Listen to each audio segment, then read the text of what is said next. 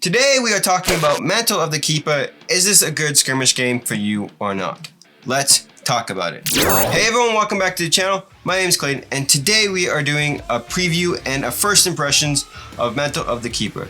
This is a first impression because this is a prototype copy and I have not experienced the full gameplay yet, as I only have limited experience with how the terrain tiles work in the game and the characters. This will be on Kickstarter on July 12th. This video is just my overall thoughts and opinion about the game to help you guys decide if this game is worth backing. So what is Mantle of the Keeper? Well, this is a card-driven skirmish game where everyone will have a chosen character with their own unique deck, and each character has their own unique playstyle. You are trying to move around the board, trying to eliminate all other players. This game does play 2 to 4 players, and you can play as teams if you wish to do so. To show how much movement you have around the board is indicated on your player board by this foot symbol here. So example, this character can move 3 spaces per turn. And in order to attack somebody, you need line of sight, which is this symbol here. That means that player needs to be in that number of spaces away in order for you to attack them. Every player's turn is done in 3 phases. First, you have the income phase where you'll draw 1 card and gain 1 favor. Now think of favor as magic or mana in a sense. This is how you're going to be able to draw more cards if you need to do so, or you can move extra spaces by spending 1 mana. You can also unlock more powerful abilities of your character by spending that indicated number of favor shown on your player board. Favor is really key in the game, and you must spend it wisely if you want to gain an advantage in the game.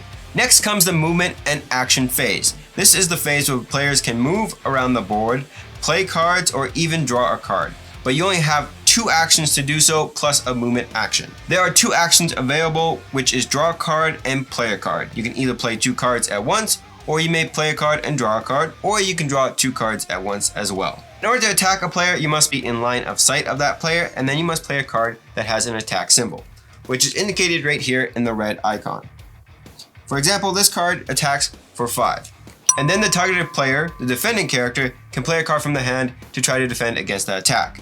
If they successfully defend against the attack, then they gain 2 favor. However, if they're unsuccessful, they must take the differences in between the defense and the attack and lose that many health points. As for the terrain tiles, you can see these white borders around them. This indicates an obstruction. If an obstruction is in your way, you cannot attack a player. You can either move through it or you must move around it. But if you're going to move through an obstruction, then you must pay an extra movement cost. So for example, if you want to move through this obstruction, it's going to cost you 2 movement.